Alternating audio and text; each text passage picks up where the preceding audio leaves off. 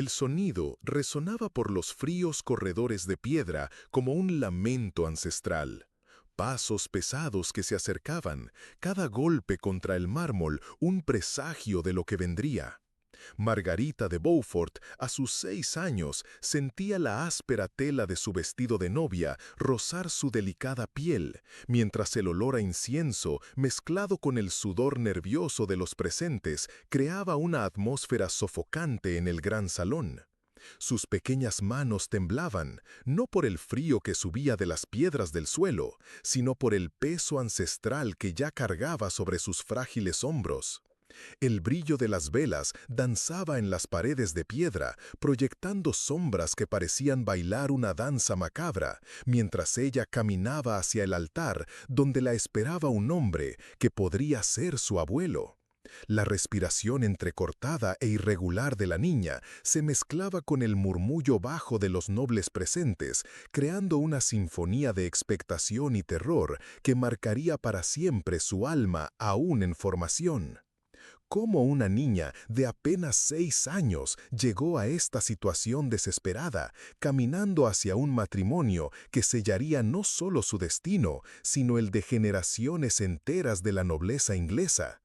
La historia de Margarita de Beaufort es la historia de una Inglaterra sedienta de poder, donde las niñas eran moneda de cambio y donde la inocencia era sacrificada en el altar de la ambición política. Nacida en 1443, en una era donde la Guerra de las Dos Rosas aún era un presagio sombrío en el horizonte, Margarita vino al mundo llevando en sus venas la sangre real de los Lancaster, una herencia que sería tanto su gloria como su maldición.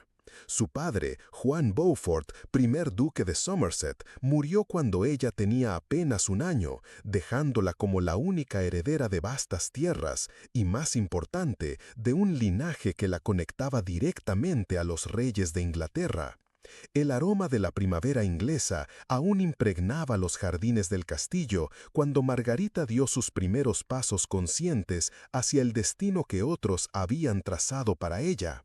Su madre, Margarita Beauchamp, una mujer de belleza austera e inteligencia aguda, observaba a su hija jugar entre las rosas, sabiendo que aquella inocencia tenía los días contados. Los tutores llegaban temprano por la mañana, trayendo consigo el olor a pergamino y tinta, enseñando a la pequeña Margarita no solo a leer y escribir, sino las complejas reglas de la etiqueta real, las alianzas políticas que definirían su vida y la importancia de su posición en la jerarquía social inglesa. Incluso ante todo, su fe no vaciló. Desde muy pequeña, Margarita demostraba una devoción religiosa que rozaba lo místico. En las frías mañanas de invierno, cuando la escarcha cubría las ventanas del castillo con dibujos cristalinos, ella podía ser encontrada arrodillada en su pequeña capilla particular, susurrando oraciones con un fervor que impresionaba incluso a los sacerdotes más experimentados. El sonido de su voz infantil, resonando por las paredes de piedra, creaba una atmósfera de santidad que contrastaba brutalmente con las negociaciones políticas que acontecían en los salones del piso inferior. El mundo a su alrededor era un caldero de tensiones políticas que hervía lentamente. La Inglaterra de mediados del siglo XV era una nación fragmentada, donde la autoridad real era constantemente cuestionada y donde las alianzas se formaban y deshacían con la rapidez de las tormentas de verano. Margarita, incluso en su tierna edad, ya comprendía instintivamente que su existencia no le pertenecía enteramente. Cada gesto suyo, cada palabra pronunciada, cada amistad cultivada, era analizada a través de las lentes de la política. Ella era una pieza en un tablero de ajedrez humano, donde cada movimiento podía desencadenar consecuencias que se esparcirían por décadas. La primera propuesta de matrimonio llegó cuando Margarita tenía apenas 3 años. El mensajero real, montado en un caballo negro que parecía absorber la luz del sol, trajo consigo documentos sellados que sellaban su destino. El olor a cera caliente y el sonido del sello rompiéndose resonaron por el castillo como un presagio sombrío. El novio elegido era Juan de la Pole, hijo del duque de Suffolk, una alianza que consolidaría el poder de los Beaufort y garantizaría la paz entre facciones rivales. Margarita, jugando con sus muñecas de trapo en el suelo del salón, apenas comprendía que su vida acababa de ser negociada como una mercancía valiosa. Los preparativos para la boda comenzaron inmediatamente. Costureras llegaron de Londres cargando telas preciosas que exhalaban el aroma de tierras lejanas, sedas orientales, terciopelos flamencos, brocados franceses.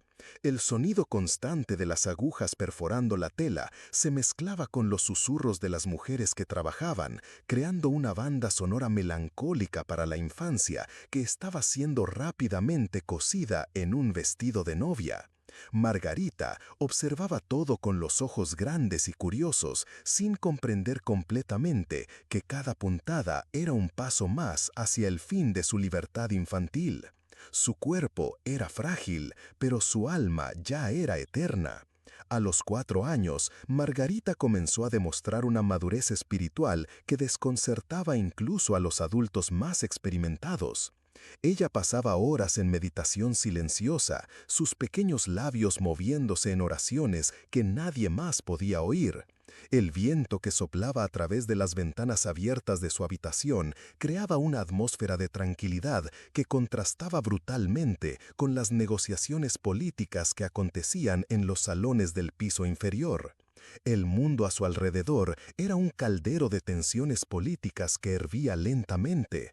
La Inglaterra de mediados del siglo XV era una nación fragmentada, donde la autoridad real era constantemente cuestionada y donde las alianzas se formaban y deshacían con la rapidez de las tormentas de verano.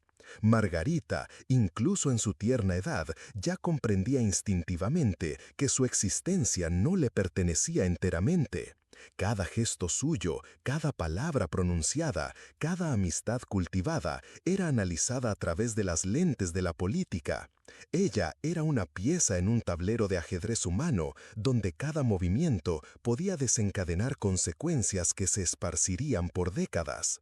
La primera propuesta de matrimonio llegó cuando Margarita tenía apenas 3 años. El mensajero real, montado en un caballo negro que parecía absorber la luz del sol, trajo consigo documentos sellados que sellaban su destino. El olor a cera caliente y el sonido del sello rompiéndose resonaron por el castillo como un presagio sombrío. El novio elegido era Juan de la Pole, hijo del duque de Suffolk, una alianza que consolidaría el poder de los Beaufort y garantizaría la paz entre facciones rivales. Margarita, jugando con sus muñecas de trapo en el suelo del salón, apenas comprendía que su vida acababa de ser negociada como una mercancía valiosa. Los preparativos para la boda comenzaron inmediatamente. Costureras llegaron de Londres cargando telas preciosas que exhalaban el aroma de tierras lejanas, sedas orientales, terciopelos flamencos, brocados franceses. El sonido constante de las agujas perforando la tela se mezclaba con los susurros de las mujeres que trabajaban, creando una banda sonora melancólica para la infancia que estaba siendo rápidamente cosida en un vestido de novia. Margarita observaba todo con los ojos grandes y curiosos, sin comprender completamente que cada puntada era un paso más hacia el fin de su libertad infantil. Su cuerpo era frágil, pero su alma ya era eterna. A los 4 años, Margarita comenzó a demostrar una madurez espiritual que desconcertaba incluso a los adultos más experimentados. Ella pasaba horas en meditación silenciosa, sus pequeños labios moviéndose en oraciones que nadie más podía oír. El viento que soplaba a través de las ventanas abiertas de su habitación creaba una atmósfera de tranquilidad que contrastaba dramáticamente con la turbulencia política que acontecía en los salones del piso inferior. El mundo a su alrededor era un caldero de tensiones políticas que hervía lentamente. La Inglaterra de mediados del siglo XV era una nación fragmentada, donde la autoridad real era constantemente cuestionada y donde las alianzas se formaban y deshacían con la rapidez de las tormentas de verano. Margarita, incluso en su tierna edad, ya comprendía instintivamente que su existencia no le pertenecía enteramente. Cada gesto suyo, cada palabra pronunciada, cada amistad cultivada era analizada a través de las lentes de la política. Ella era una pieza en un tablero de ajedrez humano, donde cada movimiento podía desencadenar consecuencias que se esparcirían por décadas. La primera propuesta de matrimonio llegó cuando Margarita tenía apenas 3 años. El mensajero real, montado en un caballo negro que parecía absorber la luz del sol, trajo consigo documentos sellados que sellaban su destino. El olor a cera caliente y el sonido del sello rompiéndose resonaron por el castillo como un presagio sombrío. El novio elegido era Juan de la Pole, hijo del duque de Suffolk, una alianza que consolidaría el poder de los Beaufort y garantizaría la paz entre facciones rivales. Margarita, jugando. La noticia llegó una mañana de otoño, cuando las hojas comenzaban a dorarse y el aire cargaba con el olor característico del cambio de estación. Margarita, quien había pasado años preparándose psicológicamente para ese futuro, descubrió que su vida había sido reorganizada nuevamente sin su participación ni consentimiento. El segundo compromiso fue concertado con una velocidad que dejó a todos desconcertados. Eduardo Tudor, conde de Richmond, era un hombre maduro, con más de 40 años, cuando fue elegido para casarse con Margarita. La diferencia de edad era impactante incluso para los estándares de la época, pero las consideraciones políticas superaban cualquier preocupación por el bienestar de la niña. Eduardo era medio hermano del rey Enrique VI, una conexión que hacía el matrimonio irresistible desde el punto de vista estratégico. Si esto te está gustando, suscríbete ahora. Hay mucho más por venir y querrás acompañar esta aventura de historias que estamos construyendo juntos. Los preparativos para el segundo matrimonio fueron aún más intensos que los primeros. El castillo bullía de actividad constante, sirvientes corriendo de un lado a otro, cargando banderas, flores y decoraciones que transformarían el ambiente en un escenario apropiado para una ceremonia real. Eduardo murió en combate cuando Margarita tenía solo 9 años, convirtiéndola en viuda incluso antes de comprender completamente lo que significaba ser esposa. La noticia llegó en una mañana de invierno, traída por un mensajero que había cabalgado toda la noche para entregar la terrible información. El sonido de los cascos del caballo en el patio helado despertó a todo el castillo, y Margarita, con la intuición desarrollada de alguien que había vivido toda su vida en medio de intrigas políticas, supo inmediatamente que algo terrible había sucedido. El luto que siguió fue tanto personal como político. Margarita lloraba no solo por la pérdida de Eduardo, sino también por la pérdida de la estabilidad que representaba su matrimonio. El castillo fue invadido por una atmósfera de muerte e incertidumbre, con los criados susurrando en pasillos oscuros y las velas siendo encendidas en memoria del conde muerto. El olor a cera derretida e incienso impregnaba todos los rincones del castillo, creando una atmósfera que oscilaba entre lo sagrado y lo macabro. Pero la vida política no se detiene por los duelos personales.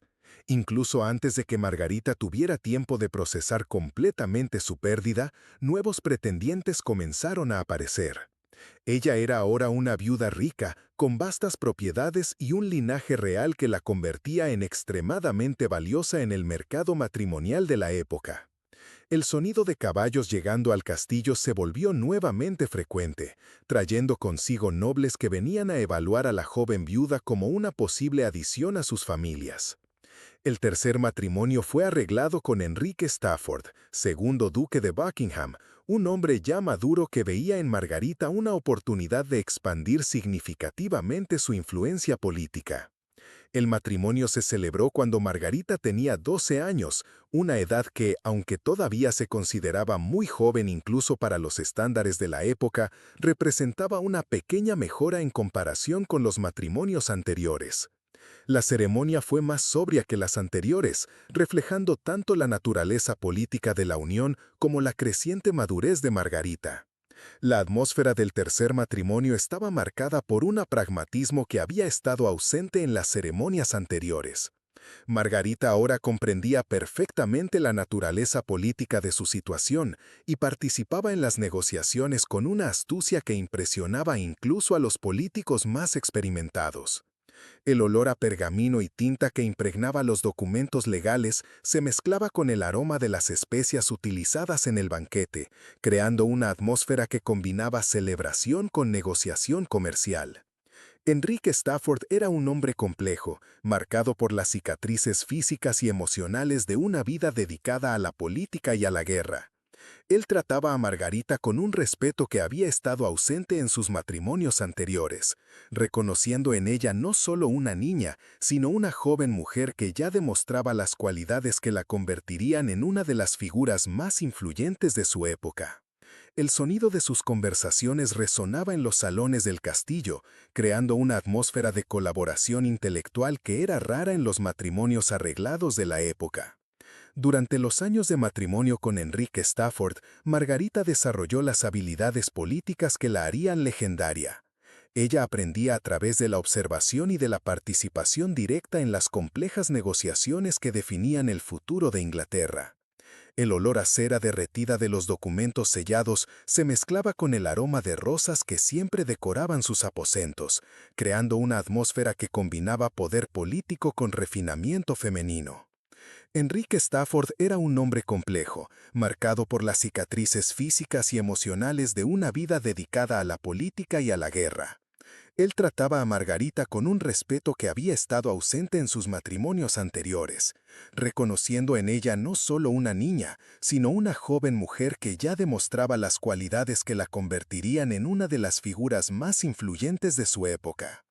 El sonido de sus conversaciones resonaba en los salones del castillo, creando una atmósfera de colaboración intelectual que era rara en los matrimonios arreglados de la época.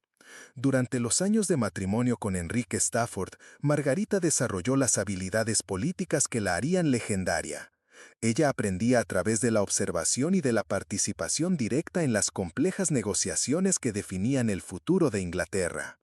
El olor a cera derretida de los documentos sellados se mezclaba con el aroma de rosas que siempre decoraban sus aposentos, creando una atmósfera que combinaba poder político con refinamiento femenino. La vida había sido definida por su fuerza, inteligencia e inquebrantable determinación. Lo que el mundo intentó borrar se volvió eterno. La niña que había sido forzada a casarse a los 6 años de edad se convirtió en la matriarca de una dinastía que gobernaría Inglaterra por más de un siglo. Su influencia se extendía mucho más allá de la política, abarcando la educación, la religión y la cultura. El aroma a pergamino antiguo que impregnaba los documentos que dejó se mezclaba con el aroma de las flores que crecían en los jardines de las instituciones que fundó, creando una atmósfera de legado que perduraría por siglos de forma poética. La ironía final de la vida de Margarita Beaufort es que ella, que había sido tratada como una mercancía política durante toda su infancia y juventud, se convirtió en una de las mujeres más poderosas e influyentes de su época. Transformó su victimización en poder, su opresión en autoridad, su sufrimiento en fuerza. El susurro de sus oraciones en sus momentos finales resonaba por los aposentos del castillo, creando una atmósfera de paz que contrastaba dramáticamente con las turbulencias que habían marcado su vida. Margarita Beaufort probó que incluso las circunstancias más adversas pueden transformarse en oportunidades de grandeza. Demostró que la fe, la inteligencia y la determinación pueden superar cualquier obstáculo, sin importar cuán insuperable pueda parecer. Su vida es un testimonio de la capacidad humana de transformar el sufrimiento en sabiduría, la opresión en liderazgo y la desesperación en esperanza. El olor a rosas que tanto amaba aún perfumaba los jardines de los castillos donde había vivido, creando una atmósfera de belleza que perpetúa su memoria de forma poética y eterna. La historia de Margarita Beaufort nos enseña que la verdadera victoria no está en evitar el sufrimiento, sino en transformarlo en fuerza. Nos muestra que la fe genuina no se ve afectada por las adversidades, sino fortalecida por ellas. Su legado permanece no solo en las instituciones que fundó o en la dinastía que estableció, sino en la demostración de que el espíritu humano puede triunfar sobre cualquier circunstancia, sin importar cuán desesperada pueda parecer. Incluso ante la adversidad, su fe no flaqueó. Margarita de Beaufort vivió y murió como una mujer de fe inquebrantable, inteligencia excepcional y una determinación extraordinaria. Transformó una vida que comenzó con trauma y explotación en un camino hacia el poder, la influencia y un legado perdurable. El último suspiro de su respiración resonando en las estancias del castillo marcó no el final, sino el comienzo de una influencia que se extendería a través de los siglos, tocando la vida de millones de personas que ni siquiera conocían su nombre. La pequeña niña que aterrorizada había caminado hacia el altar a los 6 años de edad, se convirtió en la mujer que puso a su hijo en el trono de Inglaterra y estableció una dinastía que cambiaría el mundo. Su viaje del sufrimiento a la grandeza permanece como uno de los ejemplos más extraordinarios del triunfo del espíritu humano sobre la adversidad, una historia que continúa inspirando y enseñando siglos después de su muerte.